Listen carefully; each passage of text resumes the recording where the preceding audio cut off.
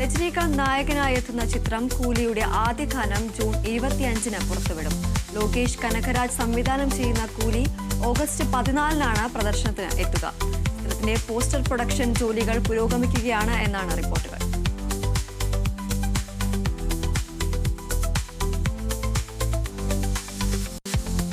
Tears എന്റർടൈൻമെന്റ്സിന്റെ ബാനറിൽ ഗണേഷ് മേനോനും ലക്ഷ്മി വാര്യരും ചേർന്ന് നിർമ്മിക്കുന്ന ധീരൻ റിലീസിന് തയ്യാറായി.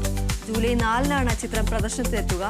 നായകൻ രാജേഷ് മാധവനും കൂടാതെ സഹതാരങ്ങളായ മനോജ് കെ ജയൻ, അശോകൻ, ജഗദീഷ്, സുധീഷ് എന്നിവരുള്ള പോസ്റ്റർ നേരത്തെ സമൂഹ മാധ്യമങ്ങളിൽ പ്രചരിച്ചിരുന്നു. ഇതിനു മുമ്പ് ഇറങ്ങിയ ഫസ്റ്റ് ലുക്ക് പോസ്റ്ററും ഏറെ ശ്രദ്ധ നേടിയിരുന്നു.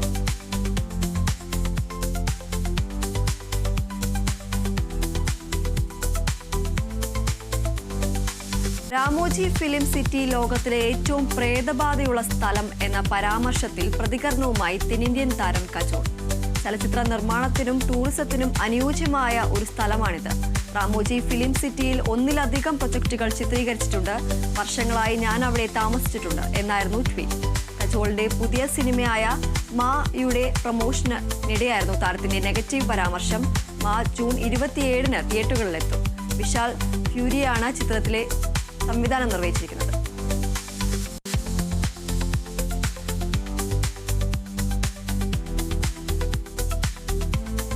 ആസിഫ് അലിയും അപർണ ബാലമുരളിയും വീണ്ടും ഒന്നിക്കുന്ന ചിത്രം മിറാഷിന്റെ ഫസ്റ്റ് ലുക്ക് പോസ്റ്റർ പുറത്ത്. ചിത്രത്തിന്റെ ഡിജിറ്റൽ ഇല്യൂഷൻ വീഡിയോ അടുത്തിടെ ശ്രദ്ധ നേടിയിരുന്നു.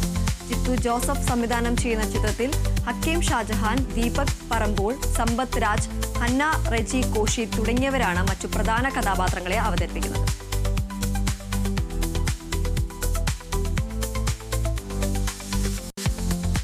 മണിരത്നം സംവിധാനം ചെയ്ത തക് ലൈഫ് ബോക്സ് ഓഫീസിൽ നിരാശാജനകമായി മാറി. വർഷങ്ങൾക്ക് ശേഷം കമൽഹാസനും മണിരത്നവും ഒന്നിച്ച സിനിമയ്ക്ക് മികച്ച വിജയപ്രതീക്ഷയായിരുന്നു ഉണ്ടായിരുന്നത്. എന്നാൽ സിനിമ പ്രതീക്ഷിച്ച പോലെ ബോക്സ് ഓഫീസിൽ തിളങ്ങിയില്ല.